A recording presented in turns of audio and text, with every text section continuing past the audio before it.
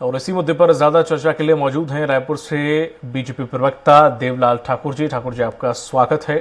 कांग्रेस प्रवक्ता हैं नितिन भंसाली जी। भंसाली जी, आपका भी स्वागत है। वरिष्ठ पत्रकार हैं अनिरुद्ध दुबे जी। दुबे जी, आपका भी बहुत बहुत स्वागत है। जिस तरह से भंसाली जी, अभी हाल ही में ईडी ने जो रेड डाली है और कहा जा रहा है कि अभी जो आईएएस हैं समीर, उनके घर से 4 किलो सोना और 20 कैरेट हीरा और 47 लाख कैश कुछ अभी खबर आई है। तो समझ नहीं आता कि जब भी किसी राज्य में अगर ईडी छापा मारती है तो वहां की सरकार बौखला क्यों जाती है? ईडी उन्हीं राज्यों पर छापा क्यों मारती है जहां पर भाजपा की सरकार नहीं है। हमारा ईडी, सीबीआई, आईटी की किसी इंक्वायरी से विरोध नहीं है। इंक्वायरी करने के तरीके से, इनके तौर तरीकों से विरोध है। यदि कहीं गलत हो रहा है, कहीं भ्रष्टाचार हो रहा है तो कार्रवाई होनी चाहिए। पर यह क्या, चुन चुन कर उन प्रदेशों में आप कार्रवाई कर रहे हैं। इंडियन एक्सप्रेस की एक नामी अखबार है, इसकी रिपोर्ट पे ही आज फ्रंट पेज पे एक न्यूज आई है, उसको आप देखिए। और हमने इसको रिसर्च भी किया, इस खबर को, ऐसे नहीं बोल रहा हूं मैं बता दूं आपको, जितने मामले ईडी, आईटी और सीबीआई में इन 8 सालों में दर्ज हुए हैं या जिन पर कार्रवाई हो रही है, जिस पर जांच चल रही है, इसमें से 95% मामले ऐसे हैं जहां पर बीजेपी की सरकार नहीं है। मैं कुछ नाम बताता हूं। आप कह रहे थे ना कि क्यों ऐसा कह रहे हैं, तो बता दूं, पंडित सुखराम, नारायण राणे, मुकुल राय, हेमंत बिस्वा शर्मा, येदुरप्पा, एकनाथ शिंदे जैसे हजारों नेता हैं जो दूसरी पार्टी में थे, भाजपा में आ गए और इनके खिलाफ आईटी, सीबीआई और ईडी के मामले दर्ज थे। ये भाजपा में आ गए तो पाक साफ हो गए। मतलब आप अपनी एजेंसियों का, केंद्रीय एजेंसियों का दुरुपयोग जो है उन राज्यों में कर रहे हैं जिन राज्यों में आपकी सरकार नहीं है। भाई आप कार्रवाई करिए ना, सेंट्रल एजेंसियों का काम ही कार्रवाई करना है। पर यह कौन सा तरीका हुआ कि चुन चुन कर कार्रवाई करना। और डॉक्टर रमन सिंह जो इस प्रदेश के पूर्व मुख्यमंत्री है, उन्हें तो कोई बात बोलने में मुझे लगता है शर्म ही नहीं आती। अब मैं ये कहूं, ये 6,500 करोड़ रुपए का चीट फंड घोटाला हुआ है इस प्रदेश में, क्यों मनी लॉन्ड्रिंग नहीं है? क्यों इस पर ईडी कोई कार्रवाई नहीं कर रही है? नान घोटाले में नाम आए थे सीएम मैडम, रायपुर, लखनऊ, दिल्ली तक के, नागपुर तक के सारे तार जुड़े। क्यों इसमें ईडी नहीं आई? मैं पूछना चाहता हूं, क्यों अभिषेक सिंह जो इनके पुत्र हैं, जिनके खाते में एक कंपनी के डायरेक्टर होने के नाम से लाखों करोड़ों रुपए आते थे, जैसी सांसद बने उस कंपनी से उनको पैसे आने बंद हो गए। पनामा पेपर्स के खाते में इनके डॉक्टर रमन सिंह और इनके सुपुत्र के नाम थे। क्यों ईडी जांच नहीं करती? क्यों ईडी सिर्फ कांग्रेस और विपक्षी दलों को टारगेट करती है? यह खुला आरोप है। और डॉक्टर रमन सिंह जी जो बार बार ओछी बयानबाजी कर रहे हैं, इसमें हमारे प्रदेश के मुख्यमंत्री जी ने चैलेंज किया है कि वे साबित करें, अन्यथा वे मानहानि का मुकदमा ठोकेंगे। नितिन जी, जैसा कि आपने कहा कि किसी भी कांग्रेस शासित राज्य में जाकर ये कर देते हैं, वहां पर कोई भी ये आप तय करेंगे या कौन तय करेगा कि यहाँ पर किसी के पास कितना पैसा है, भ्रष्टाचार है कि नहीं है? अभी आप इसकी तरफदारी कर रहे थे, अब समीर जी के पास इतना माल निकल आया, अब इस पर क्या कहेंगे? अब आप उत्तर प्रदेश में अखिलेश सरकार की तरह ये मत कहिएगा कि ईडी ने ही वो पैसा रख दिया था। मैं जवाब दे रहा हूं। ये तो ईडी का काम है ना कि किसके पास है, किसके पास नहीं है। आप उन सारे प्रदेशों को क्लीन चिट दे रहे हैं। मैंने जो नाम बताया उन सबको आप क्लीन चिट दे रहे हैं। उत्तर प्रदेश में भी ईओडब्ल्यू ने छापा मारा था। अभी रिसेंटली जब 90 जगह पर छापा मारा गया था, तो उत्तर प्रदेश और उत्तराखंड में भी मारा गया था। भ्रष्टाचार कर रहा है, उसके खिलाफ कार्रवाई होनी चाहिए। तो विचलित क्यों होते हैं, मेरे ये समझ में नहीं आता। करना ये गलत नहीं, तो इसमें सरकारें क्यों विचलित होती है? किसी कारोबारी के यहाँ पर छापा मारा गया है तो आप विचलित क्यों हो रहे हैं? विरोध कर रहे हैं। नहीं, तो विरोध करने का क्या मतलब? विचलित विरोध सेम है। चुन कर जो घूम कर जो ये कार्रवाई कर रहे हैं और कार्रवाई करने के बाद जिस प्रकार भारतीय जनता पार्टी के पूर्व मुख्यमंत्री डॉक्टर रमन सिंह कल क्या होने वाला है आज पता होता है उनको। ईडी के प्रवक्ता बन के घूम रहे हैं, तो बिल्कुल संदेहास्पद है। और सारी चीजें सामने है कि इनके सब कुछ नॉलेज में हो रहा है। किस तरीके से सरकार को अस्थिर किया जाए, यहां पर कांग्रेस मेजोरिटी में, अन्यथा ये दूसरी चाल भी चल सकते थे यहां पर। नहीं तो अब ऐसे तो सीएम भूपेश बघेल जी ने भी कहा था कि अब देखना, अब यहां पर ईडी का छापा पड़ेगा, ये कहा था ना, तो अब उन्हें कैसे पता चल गया ये? पड़ता है, ये हो ही रहा है। तो भाई, अब वही चीज ना, अब रमन सिंह ने भी कोई चीज कही तो वो एक पूर्व अनुमान है ना सर। लीजिए 5000 से अधिक मामले दर्ज होते हैं, 24 मामलों में सिर्फ ईडी जो है वो जुर्म साबित कर पाती है अदालत में।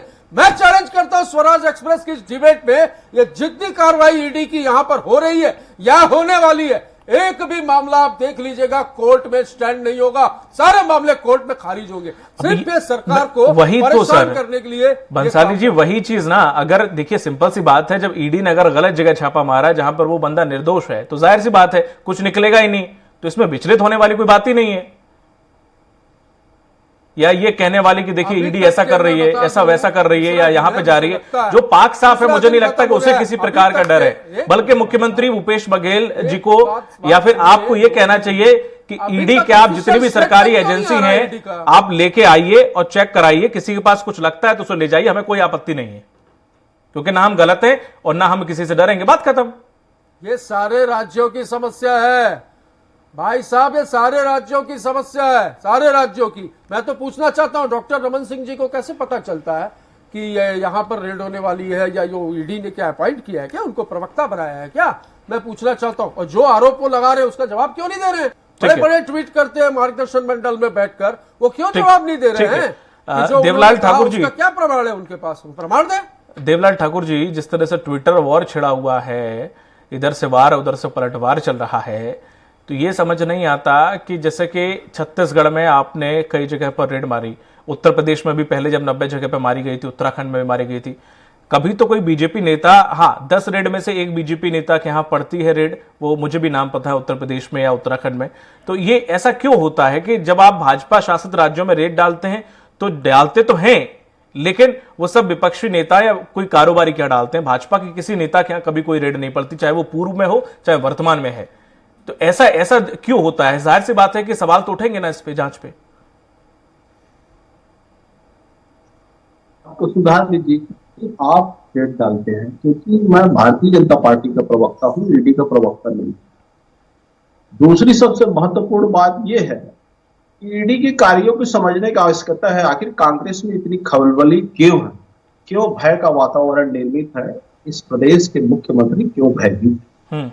ईडी का अपना कार्य करने का तरीका है, वो किसी किसान को नहीं पकड़ती, ठेले वाले को नहीं पकड़ती, कोई चाट गुपचुप वालों को नहीं पकड़ती। ईडी जहां पर भी गई है देश में, वहां पर देखे होंगे कि गरीबों के घर में बोरे में रखने के लिए अनाज नहीं है, लेकिन लोगों के यहाँ बोरे बोरे पैसे निकलते हैं। इसका तो पूरा छत्तीसगढ़ ही नहीं, देश में ईडी का स्वागत किया गया है कि ऐसे भ्रष्टाचारियों के ऊपर लगाम लगनी ही चाहिए। जो गरीब खून पसीने लगाकर भी इतने पैसे नहीं कमा पा रहे हैं, ये लोगों का खून चूस कर पैसा कमा रहे हैं, भ्रष्टाचार करके पैसा कमा रहे हैं। और छत्तीसगढ़ तो शर्मसार हुआ है इनके भ्रष्टाचार से कि वर्तमान में पदस्थ आईएएस कलेक्टर भी इस भ्रष्टाचार में संलिप्त हैं, और उनको संरक्षण कौन दे रहा है? आखिर कांग्रेस पार्टी इन लोगों को संरक्षित कर रही है, और भ्रष्टाचार में सारे यहाँ के जो बहुत सारे आईएएस हैं वो संलिप्त है। कलेक्टर अभी रनिंग में पकड़ाई है, और ये सिर्फ हम नहीं कह रहे हैं, इनके पार्टी के मंत्री ने भी कहा था कि ये कलेक्टर जो है। बंसाली जी आपका वक्त है, आप मैं मौका दूंगा आपको बोलने का। भाई ये सब सही सुन लीजिए, अरे सुनिए तो सही, सुनना पड़ेगा, क्षमता रखिए सुनने की। सवाल है ये, अरे सुन लीजिए, अरे कई सवाल ले रहा हूं, पर मैं ये बोल रहा हूं क्या ये हमारा वक्त है, हमारे वक्त में हमने दीजिए, मैं जो बोल रहा हूँ उसको तो सुनिए। अरे फिर आपकी हर बातों का जवाब दूंगा, अभी जवाब देने की बारी आपकी है, भ्रष्ट कर रहे हो इसलिए जवाब आपको देना पड़ेगा, सरकार आपकी है, जवाब जनता आपसे मांगेगी। मैं कहना चाहता हूं, इस जो कलेक्टर है इसके ऊपर इनके मंत्री, राजस्व मंत्री, वही आरोप लगाए थे कि ये भ्रष्टाचार कर रही है, बहुत इनका कार्य करने का तरीका ठीक नहीं है। तो मंत्री के ऊपर कौन है जो इनको संरक्षण देके रखा हुआ था इस छत्तीसगढ़ में भ्रष्टाचार करने के लिए? वो तो भ्रष्टाचार की देवी है। इस छत्तीसगढ़ में जितना भ्रष्टाचार की है, जहां भी कलेक्टर रही है वहां पे भ्रष्टाचार के आंकड़े देख लेना। आखिर इसको सरकार इतना संरक्षण। देवलाल ठाकुर जी, ये एक हायरार्की है, एक हायरार्की चलती है। कभी भी एक कलेक्टर से पैसा नहीं कमा रहा होता, या फिर कोई एक अधिकारी पैसा नहीं, ये हायरार्की है। बाबू से लेके कलेक्टर अधिकारी ऊपर तक पूरा है, मंत्री तक हिसाब किताब जाता है। बस जो है कि जो फंस जाए उससे निकल आता है। ये जो संरक्षण है तो किसके संरक्षण में काम कर रहे थे? स्वाभाविक है, कांग्रेस पार्टी की सरकार है, यहाँ पे कांग्रेस की संरक्षण में भ्रष्टाचार हो रहे हैं। कोयले के धंधे में हाथ तो काला होगा ना इनका। ठीक है। और इनको डरने की आवश्यकता क्या है? जो भ्रष्टाचार नहीं करता, खेत का किसान तो नहीं डर रहा है ईडी से, गुपचुप बेचने वाला तो नहीं डर रहा है, वो डर नहीं रहे। उनका साफ कहना है कि वो इस चीज से ऐतराज जता रहे हैं कि सिर्फ कांग्रेस शासित राज्य या नेता ही इनके निशाने पर क्यों होते हैं। अरे तो भ्रष्टाचार आप करोगे, पड़ोसी क्या छापा मारेगा? भ्रष्टाचार आप कर रहे हैं ना, तो आप क्या मारेगा? अच्छा। भाई कांग्रेस पे अगर लोग भ्रष्टाचार कर रहे हैं तो वो मारेंगे ही। ठीक है। हेमंत बिस्वा शर्मा, ये दूर जहां पे भ्रष्टाचार होगा वहां पे मारेंगे छापा। ठीक है, ठीक है। बीजेपी के सब दूध के धुले हुए हैं, बीजेपी के सब दूध के धुले हुए हैं। अनिरुद्ध जी, जिस तरह से ये जो समीर करके हैं इनके पास से, या फिर जो और लगातार जांच चल रही है, जो अधिकारियों के पास से जो पैसा निकला है, कमाल और दुख इस बात का है कि जिनके लिए जनता इन पर विश्वास करती है, जनता के लिए जो नीति बनाते हैं, जनता के लिए जो काम करते हैं, जब वही भ्रष्ट हैं और इस तरह से पैसा कमा रहे हैं, तो ये किस तरफ देश जा रहा है और किस तरफ ये प्रशासनिक व्यवस्था। देखिए, 100% तो भ्रष्ट होते हैं ये माना नहीं जा सकता। बिल्कुल सही बात। मैं पिछली सरकार का भी उल्लेख करता हूं, इस सरकार का भी उल्लेख करता हूं। पिछली सरकार में आप देखें तो एक आईएएस का जो खुलासा हुआ था, तो उस आईएएस के गांव के नौकर, चाकर, माली सबके नाम से, और अंततः उनको अपने पद से जाना पड़ा। और उसके बाद यही एक आईपीएस भी सेवा से हो गए। ये पिछले शासनकाल में, भारतीय जनता पार्टी के शासनकाल में हुआ था।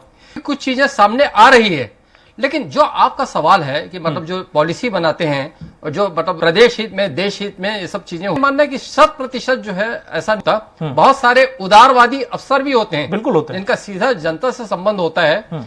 तो क्या भाई, मुख्यमंत्री का जनदर्शन कार्यक्रम होता है तो कलेक्टरों का भी जनदर्शन कार्यक्रम होता है। और मैं प्रत्यक्ष जाके कलेक्टरों का जनदर्शन भी देखा मुख्यमंत्री के अलावा, तो वहां पे भी सुनवाई होती है, निराकरण होते हैं।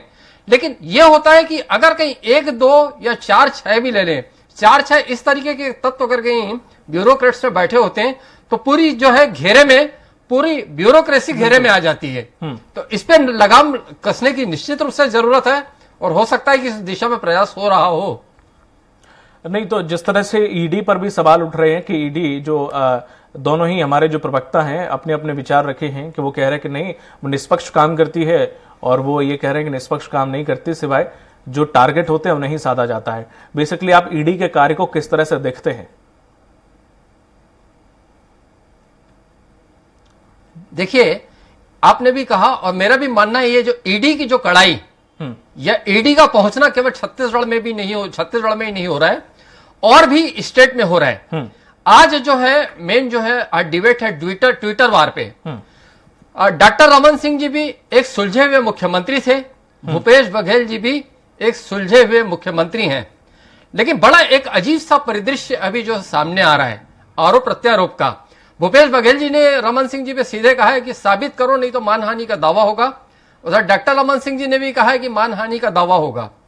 तो जो इस तरीके की भिड़ंत, इस तरीके का जो संवादों का जो वार चल रहा है, ये मैं समझता हूं कि मतलब छत्तीसगढ़, जब से छत्तीसगढ़ का गठन हुआ, तो दो इतने दिग्गज नेताओं के बीच सीधे आमने सामने इस तरह की स्थिति पहली बार निर्मित हुई है, ऐसा मुझे लगता है। नहीं, ये सब जुड़ा हुआ है, सब कुछ जुड़ा हुआ है सर। ये पूरा राजनीति का एक हिस्सा है। उधर मुद्दों की थोड़ी कमी है, मुद्दे तलाशे जा रहे हैं, कुछ मुद्दे मिल रहे हैं तो उन्हें भुनाना भी है, और साथ घेरना भी है, चुनाव नजदीक है। ये सब उसका प्रारूप है जिसकी वजह से ये सिर्फ बयानबाजी चल रही है, और समझ से ये नहीं आता, किसी को ये लगता है कि सामने वाला भ्रष्ट है तो कार्रवाई क्यों नहीं हो रही। भाई आप इतने करप्टेड है कि सामने वाले ने इतना गांव में खाया है, या इतना बना राशन कार्ड बनाए गए, या इतना नानके हुआ, जो भी हुआ, अरे तो ठीक है, अगर है ऐसा तो कार्रवाई क्यों नहीं होती? देखिए, कार्रवाई की बात है, कार्यवाही तो देखिए मैंने उदाहरण दिया पिछले शासनकाल में हुई थी, है ना। दो बड़े अफसर, एक आईएएस और आईपीएस का मैंने पिछले शासनकाल का उदाहरण दिया। और जहां तक के अभी जो है सीधे सीधे जो मुख्यमंत्री भूपेश बघेल जी जनता से मुखातिब हो रहे हैं, तो जहां कड़ाई बरतने की जरूरत हो, जहां फटकार लगाने की जरूरत हो, चाहे वो बड़े से बड़ा अधिकारी हो, वो ये करते नजर आ रहे हैं। देखिए, मेन बात यह है कि जो है आप आज का जो डिबेट है, और उसमें आरोप प्रत्यारोप, मतलब ये कि साबित करो। तो भाई पिछली सरकार आप देखें तो जब प्रदेश कांग्रेस अध्यक्ष थे भूपेश बघेल जी, तो उनका सीधा डॉक्टर रमन सिंह की सरकार पे ये कहना होता था कि नरसंहार करवाने वाली सरकार। और अभी आज भूपेश बघेल जी मुख्यमंत्री हैं, डॉक्टर रमन सिंह जी कह रहे हैं कि ये छत्तीसगढ़ एटीएम हो गया है सोनिया गांधी का और राहुल गांधी का। तो कौन कैसे साबित करेगा? क्या वो साबित कर पाएंगे या ये साबित कर पाएंगे? कोई साबित ये नहीं होगा। देखने की बात है। कुछ साबित नहीं हुआ इसमें सर। वो एक राजनीति में बताया, राजनीति का हिस्सा है, कुछ नहीं होने वाला। नेताओं में आपस में कभी कुछ नहीं होता बेसिकली। बंसाली जी, जिस तरह से ये पूरा मामला आ रहा है, जब ट्विटर वॉर चल रहा है कि आपने इतना खाया, पनामा में नाम आया, या जितनी भी जांच या नीति थी उस नीति में ये घोटाला हुआ, बड़े डायरी मिली और उसमें बड़े नाम मिले, इन सब के बावजूद भी आखिर क्यों बैकफुट पे आना पड़ता है? कौन बैकफुट पे आ रहा है? कार्रवाई क्यों हमने नहीं? तो माननीय मुख्यमंत्री जी ने जांच के लिए कई मामलों में ईडी को भी पत्र लिखा है कि भाई इस पे आप जांच करिए और कार्रवाई करिए, तो वो कहाँ करेंगे? बीजेपी के नेताओं पे थोड़ी कार्रवाई होती है, कार्रवाई होती है विपक्ष के नेताओं पर, कांग्रेस के नेताओं पर कार्रवाई होती है। मैं पूछना चाहता हूं, इतने ही ये ईमानदार हैं तो नीरव मोदी, मेहुल चौकसी, विजय माल्या, इनको ईडी क्यों नहीं पकड़ पा रही? भाई हजारों हजार करोड़ रुपया लेके, लाखों करोड़ों रुपए लेके ये देश से फरार है। ये ईडी वाले वहां नहीं पहुंच पाते, वहां सुष्मिता सेन पहुंच जाती है, ये नहीं पहुंच पाते। मैं रमन सिंह जी के बारे में ही बोलूं, अभी बहुत ट्विटर चल रहा है तो मैं बिल्कुल उस विषय पर ही आऊंगा। डॉक्टर रमन सिंह जी का 2003 का चुनाव लड़ते समय जो उन्होंने जो एफिडेविट दिया था उसमें उनकी संपत्ति देख लीजिए, 8 में संपत्ति देख लीजिए, 13 में संपत्ति देख लीजिए और 18 में संपत्ति देख लीजिए। अनगिनत, मतलब बेहिसाब संपत्ति इनकी बढ़ी है। तो कोई डॉक्टर रमन सिंह जी ने दूध बेचकर तो ये पैसे कमाए नहीं होंगे। इस विषय में ईओडब्ल्यू और सभी जगहों पर, प्रदेश की एजेंसियों में और पीएमओ तक, प्रधानमंत्री कार्यालय तक इसकी शिकायत हुई है। तो क्यों ईडी इस पे जांच नहीं कर रही है, एक्शन नहीं ले रही है? इसलिए तो हम कह रहे हैं कि भाजपा में जो है वो दूध का धुला है। जो भाजपा में चले जाता है अन्य पार्टी का व्यक्ति, उसके ऊपर कितने भी प्रकरण दर्ज हो, वो गंगा नहा लेता है, वो दूध का धुला हो जाता है। इनका टारगेट जो है, ये विपक्षी दल, चाहे वो कांग्रेस हो चाहे क्षेत्रीय दल के नेता है, इनका टारगेट वही रहता है। मैं बोलता हूं 5000 से अधिक मामले आप दर्ज करते हो और कोर्ट में 24 मामलों में ही आरोप सिद्ध होता है। और मैंने एक अखबार की रिपोर्ट भी बताई आपको कि 95% IT, ईडी और सीबीआई में जो मामले दर्ज हुए हैं 2014 से लेकर 2022 तक, इसमें 95% मामले जो हैं वो कांग्रेस और विपक्षी दलों के नेताओं पर है। तो खाली 5% जो बचे, इसमें भाजपा का कोई है ही नहीं। वो व्यापारी और उद्योगपतियों को मिलाकर सब ये किया जा रहा है। तो ये इससे साफ जाहिर होता है कि ईडी जो है, सीबीआई जो है, आईटी जो है, वो केंद्र सरकार की कठपुतली के जैसे उनके इशारों पर राजनीतिक रूप से काम कर रहे हैं। ठीक है, समय कम है, थोड़ा अनिरुद्ध जी थोड़ा सा कम शब्दों में जवाब दीजिएगा। जिस तरह से सर अगर देखा जाए, जैसा कि कहा कि पहले रमन सिंह की संपत्ति, रमन सिंह तो चलो मुख्यमंत्री थे, बात अलग है उनकी, लेकिन एक विधायक छोड़ दीजिए, एक प्रधान की संपत्ति जब वो पहला चुनाव लड़ता है तब कुछ और होती है, और दूसरा चुनाव लड़ता है तब कुछ और, तीसरा वो तिगुनी हो जाती है। तो ये तो पूरा नीचे से ऊपर तक चला आ रहा है। आप किस किस की जांच करोगे? दुबे जी, मैं गलत कह रहा हूं? आपसे ही सवाल है, जैसे कि सबने कहा, आपने जो परंपरा की बात की जी जी जी जी जी, तो और स्पष्ट करें आप इस बात को।